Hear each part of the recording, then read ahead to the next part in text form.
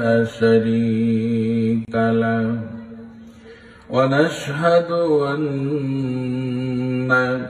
سيدنا وسندنا وحبيبنا وشفيعنا ومولانا وأولانا محمدا عبده ورسوله الذي أرسله بالحق بشيرا ونذيرا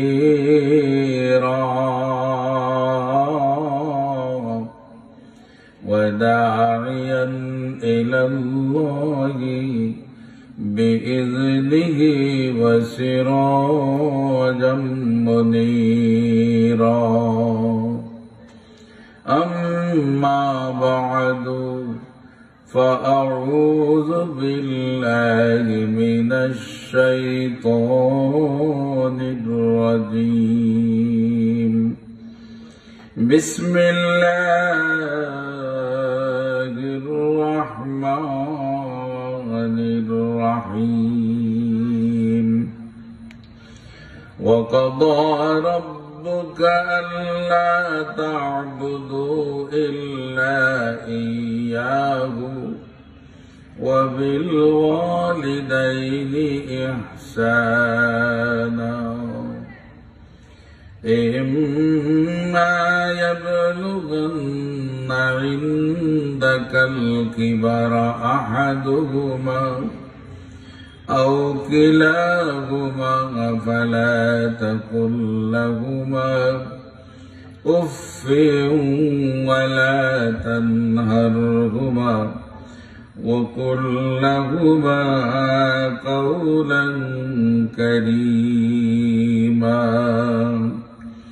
واخفض لهما جناح الذل من الرحمة وقل رب ارحمهما كما ربياني صغيرا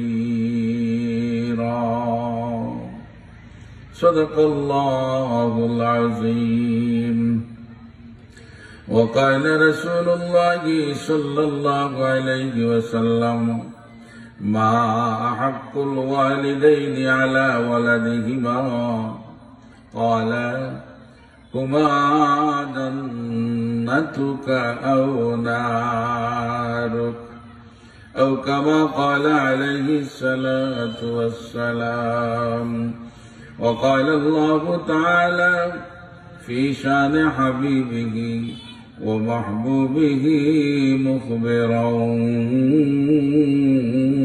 وآمرا إن الله وملائكته يصلون على النبي يا أيها الذين آمنوا صلوا عليه وسلموا تسليما اللهم صل على سيدنا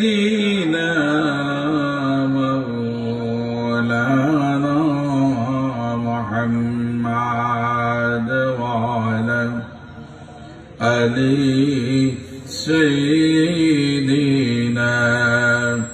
مولانا محمد اللهم صل على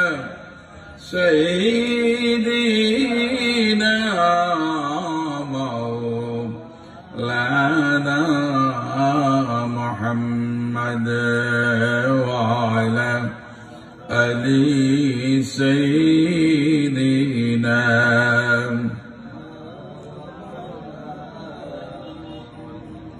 এই দুনিয়ার ছবি তাকে থাকবে আমরা একদিন থাকব না এই দুনিয়ার সবই থাকবে আমরা একদিন থাকব না সবাই আমাদের ভুলে যাবে নবীজি আপনি বলবেন না আল্লাহুম্মা সাল্লি আলা সাইয়্যিদিনা মাওলানা মুহাম্মাদ ওয়া আলা আলি সাইয়্যিদিনা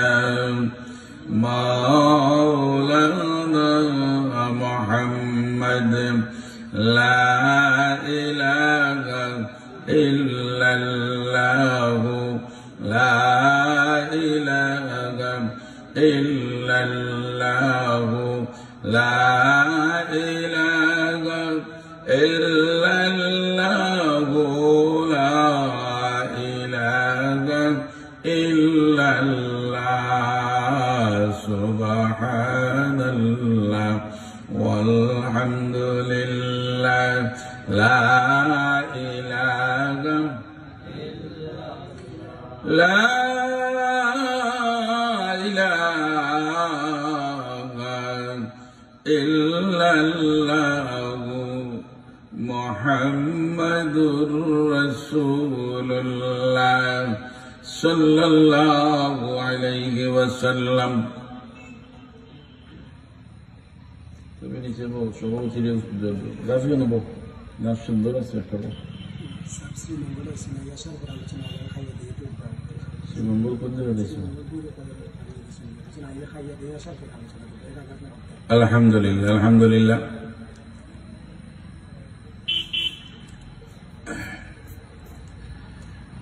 এলাকাবাসীর অবগতির জন্য আমরা জানাচ্ছি যুগশ্রেষ্ঠ আলী আল্লামা সাহেব কেবলা ফুলতলি রহমতুল্লাহ আলাইহি সুযোগ্য সাহেবজাদা হযরতুল আল্লামা কমরউদ্দিন চৌধুরী সাহেব দামাত বারাকাতুহু উনি সাহেব কেবলার ছেলেদের মধ্যে খুব নীতিবান হকের উপর খুব অটল তো আপনারা যে পেয়ে গেছেন আলহামদুলিল্লাহ ওনাকে পাওয়া বড় কঠিন হইয়া দাঁড়ায় ভাগ্য ভালো আপনারা ওনার তারিখ পেয়ে গেছেন আরো আনন্দের খবর হচ্ছে উনি এসে পৌঁছে গেছেন সবাই বলে আলহামদুলিল্লাহ শ্রীমঙ্গলে এসে গেছেন দেরি হবে না যথাসময়ে আজান হবে আজানের পরপরই এশার নামাজের পরপরই যার জন্য আপনারা এত কষ্ট করেছেন প্রায় 1 মাস যাবত এই মাহফিলের জন্য কষ্ট করেছেন অক্লান্ত পরিশ্রম করেছেন উনি আমাদের মধ্যে এসে গেছেন উনি এশার নামাজের পরপরই স্টেজে চলে আসবেন ইনশাআল্লাহ তো আপনারা যারা ইতস্তত করতেছেন যে আস্তে আস্তে যাবো উনি আসবেন আসলে যাবো না সেই ইতস্তত বাদ দিয়া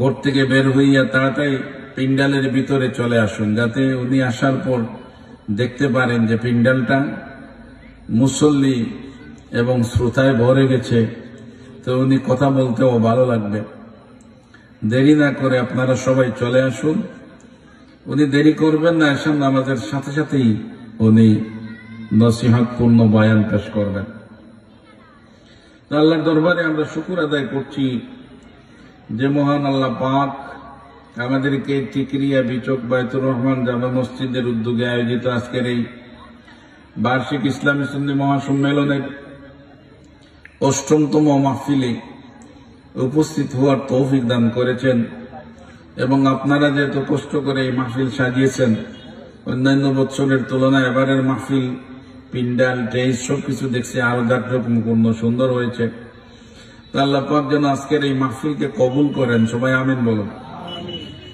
আর শুকর আদায় করছি আল্লাহর পাকের দরবারে যে আমরা এক দিনই মাহফিলে জান্নাতি বাগানে দিনের শেষ প্রান্তে রাতের সূচনা লগ্নে মাগরিবের নামাজের পর এসে বসতে পেরেছি নিরিবিলি পরিবেশে। এজন্য আল্লাহর দরবারে শুকর আদায় করি, সবাই বলি আলহামদুলিল্লাহ। আমি পবিত্র কোরআনে কারিমের 15 নম্বর পারা থেকে একটা আয়াত তিলাওয়াত করেছি। চেষ্টা করব ওই আয়াতের আলোকে এবং হাদিসের ভান্ডার থেকে ছোট্ট একটা হাদিসের টুকরা আলোচনা করেছি, পাঠ করেছি, এর আলোকে কিছু সময় আপনাদের সামনে কথা বলার। প্রথমে আমি বলি কোরআন শরীফে এই আয়াতে আল্লাহ কি বলেছেন আর হাদিস শরীফে কি বলেছেন। কোরআন শরীফের আয়াতে আল্লাহ দুটা ইবাদতের কথা বলেছেন। একটা হচ্ছে আল্লাহর ইবাদত বন্দেগী করা, আর আরেকটা হচ্ছে মার বাবার প্রতি মেহেরবান হওয়া, মার বাবার প্রতি দয়া প্রদর্শন করা। আর হাদিসের যে টুকরায় আমি ছোট্ট একটা টুকরা তিলাওয়াত করেছি, ওখানে আল্লাহ পাক তার হাবিব রহমতুল্লিল আলামিনের মাধ্যমে জানিয়ে দিয়েছেন। এক সাহাবী রাসূল সাল্লাল্লাহু আলাইহি ওয়াসাল্লামকে জিজ্ঞাসা করেছেন, মা হাক্কুল ওয়ালিদাইনি আলা ওয়ালাদিহিমা, নবীজি গো, সন্তানের মা বাবার উপর কি হক আছে? রাসূলুল্লাহ সাল্লাল্লাহু আলাইহি ওয়াসাল্লাম জবাব দিয়েছেন, ক্বালা, এত বেশি সন্তানের হক মা বাবার উপরে,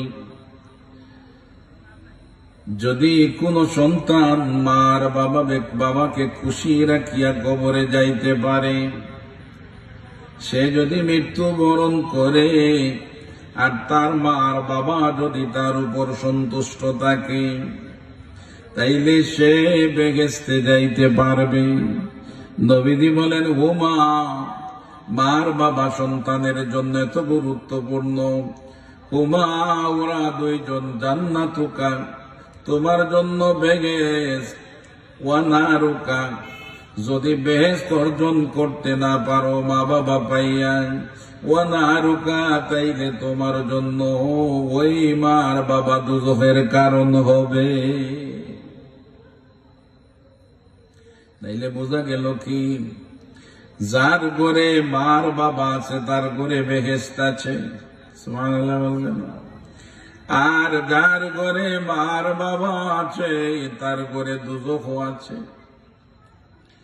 আপনি আমি মা বাবা পাইয়া হয় দুজখটাকে আমরা নির্বাচন করিয়া নিব, আর না হয় বেহেশতটাকে আমরা নির্বাচন করিয়া নিব।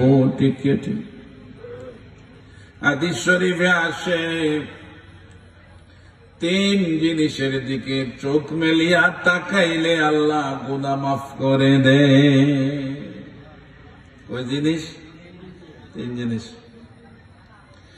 এক জিনিস হইল পবিত্র কোরআন শরীফের দিকে তাকাইলে আল্লাহ পাক আপনার আমার গুনাহ মাফ করে দেন, সুবহানাল্লাহ। কোরআন শরীফের আলিফ অক্ষরটা জবান থেকে বের করলে শুধু গুনাহ মাফ হয় না, সাথে সাথে 10টা নেকি হইয়া যায়। তাই কোরআন শরীফ এমন এক কালাম যে কালামটার দিকে তাকাইলেও সওয়াব হয়, সুবহানাল্লাহ। এই জন্য কোরআন শরীফ একটু ব্যতিক্রম হয়ে গেলে যে ধুলাবালি লেগে গেছে, ঝাড়তে ঝাড়তে আর চুমা দিতে দিতে শেষ নাই। ঠিক ঠিক, সম্মানী জিনিস কোরআন শরীফ। কত সম্মানী জানেন? কোরআন শরীফের সাথে যে জিনিসটা লাগিয়া যায় ওই জিনিসও সম্মানী হইয়া যায়, হয় না? কোরআন শরীফের সাথে মার্গিনের এক টুকরা পুরাতন কাপড় দিয়া যদি কেউ গিলাফ লাগায়, আছে না গরিব পারতেছে না গিলাফ কিনতে, গোরের কাপড় ধৌত করে পরিষ্কার করে কোরআন শরীফের গিলাফ বানাইছে। নয়া কাপড় যদি শরীরে লাগায়, একদিন 2 দিন 3 দিন পরলে ময়লা হয়ে যায়, হয় না? ময়লা হইলে পরে যত দামি কাপড় হোক শরীর থেকে খুলিয়া ঘরের মেঝের মধ্যে নিক্ষেপ করে, ওই নাও কাপড়টা ধুইয়া পরিষ্কার করে দিবা, ঠিক ঠিক। অথচ কাপড়টা খুব দামি এবং নয়া। কিন্তু কোরআন শরীফের সাথে যদি মার্গিনের পুরাতন এক টুকরা কাপড় গিলাফ লাগিয়া যায়, যত ময়লা হোক ওই কাপড়টা ধোয়ার জন্য মেঝে নিক্ষেপ করে না, ঠিক ঠিক। ভুলবশত যদি পড়িয়া যায়, ওই কাপড়টাকে তুলিয়া চুমায় চুমায় ভরিয়া দেয়। একটা মাত্র কারণ, এই কাপড়টা কোরআন শরীফের লাগার কারণে দামি হইয়া গেছে, ঠিক ঠিক। ওই তো আমরা বস্তি পাও লাগাইতেছি, ভালো ভালো জিনিস টাকা দিবার কিনছেন, সোফার ট্রে নাকি, কিন্তু বাজে একটা লাকড়ির টুকরা দিয়া যদি কোরআন শরীফের রেয়াল বানানো হয়, দামি লাকড়ি না, বাজে লাকড়ি, ওই বাজে লাকড়িটার দাম এত বাড়িয়া যায়, পাও লাগানি তো দূরের কথা, নিচে রাখলে ওইটাকে উপরে না উঠাইলে শান্তি মেলে না। কারণ কি? কারণ হইল যত বাদ লাকড়ি হোক না কেন লেগে গেছে কোরআন শরীফের সাথে, এজন্য ওই লাকড়ির টুকরাটা দামি হইয়া গেল। তো 3 জিনিসের দিকে তাকাইলে সওয়াব হয়, জোরে বলেন সুবহানাল্লাহ। কোরআন শরীফের দিকে তাকাইলে সওয়াব হয়, আর পড়লে তো করে সওয়াব, জোরে বলেন সুবহানাল্লাহ।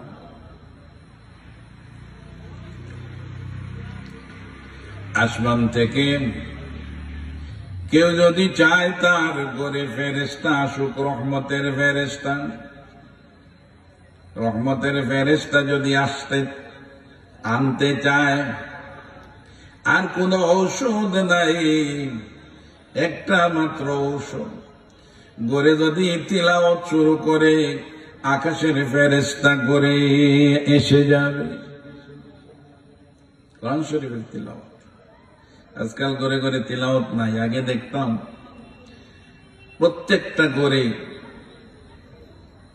ছোট ছোট বাচ্চা থেকে নিয়ে মুরব্বী পর্যন্ত সবাই কিছু না কিছু একটা সূরা তিলাওয়াত না করলে শান্তি মিলত না। ঘরে ঘরে রহমত ছিল, শান্তি ছিল। ফজরের নামাজ পড়িয়া কিছু না পড়লেও ইয়াসিন সূরা না পড়িয়া কেউ বের হইতো না, কাজে লাগতো না। জোহরের নামাজ পড়িয়া আসিয়া দেখতাম ঘরে মুরব্বী যারা ছিলেন অন্তত কমপক্ষে একটা সূরা তিলাওয়াত করতেন।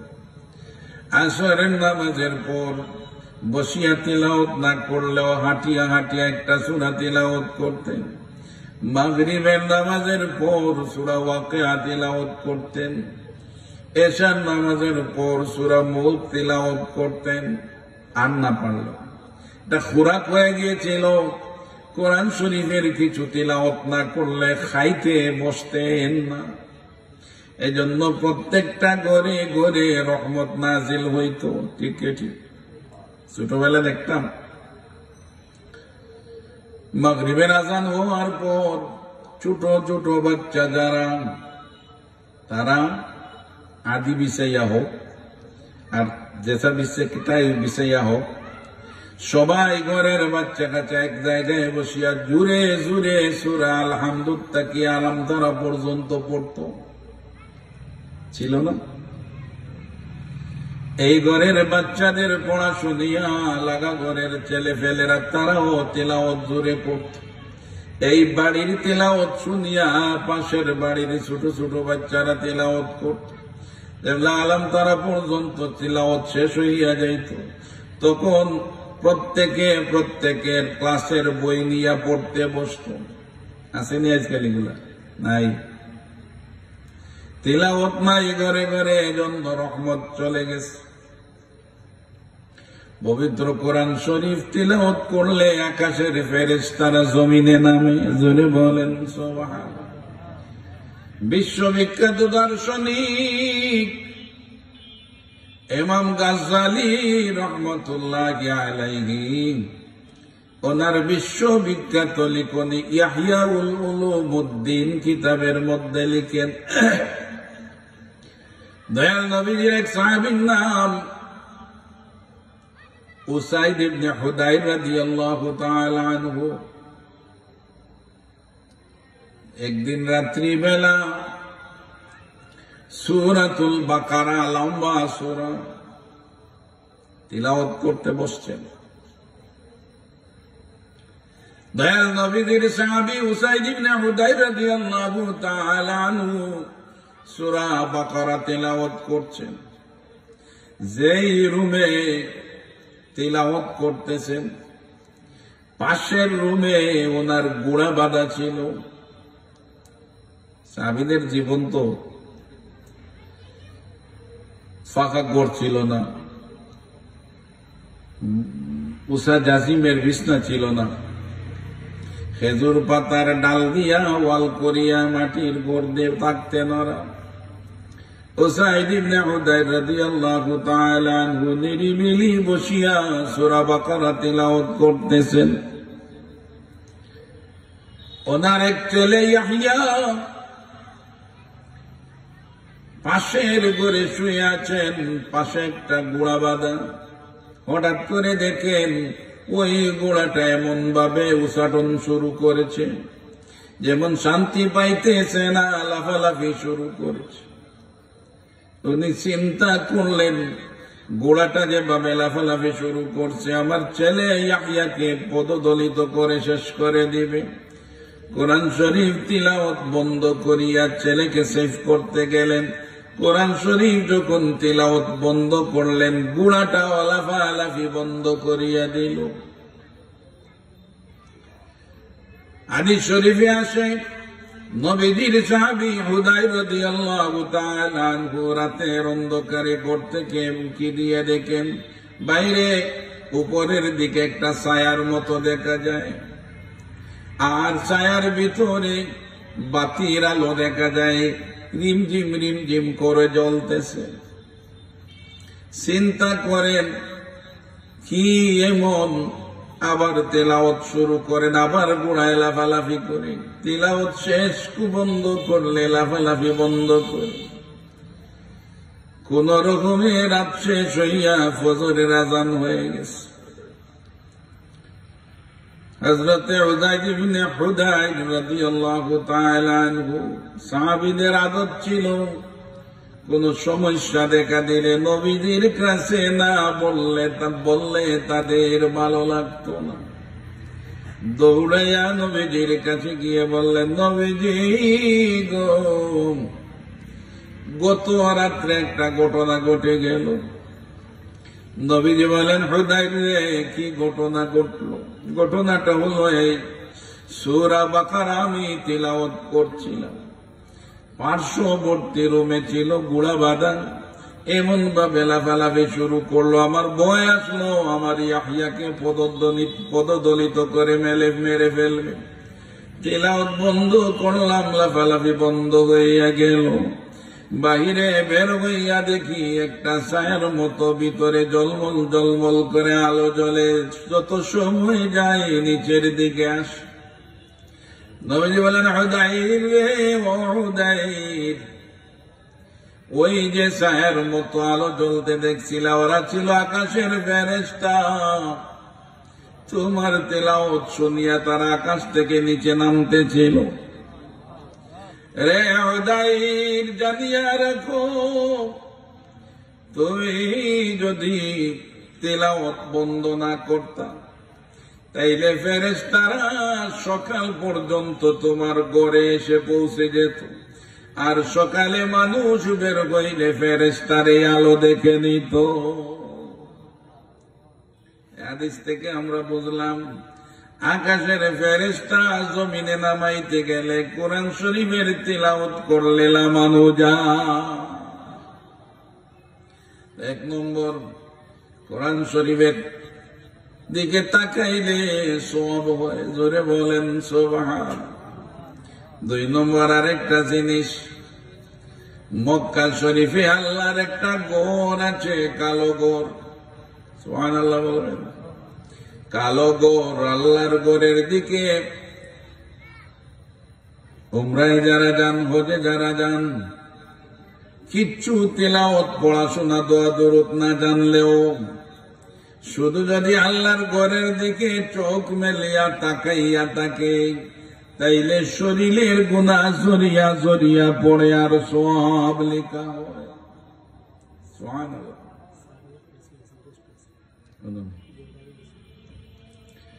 আর 3 নম্বর হলো, যার বৃদ্ধ মার বাবা জিন্দা আছেন, সুবহানাল্লাহ বলবেন, জিন্দা মা বাবার চেহারা মুবারকের দিকে সন্তান যদি দয়ার নজরে তাকায়, সন্তান যদি মার বাবার দিকে রহমতের নজরে তাকায়, একবার যদি দয়ার নজরে বুড়া মা বাবার দিকে সে নেক নজরে তাকায়, হাদিস শরীফে আসে তার আমলনামায় একটা কবুল হজের সওয়াব লেখা হয়। মা বাবা বড় একদম, জোরে বলেন সুবহানাল্লাহ।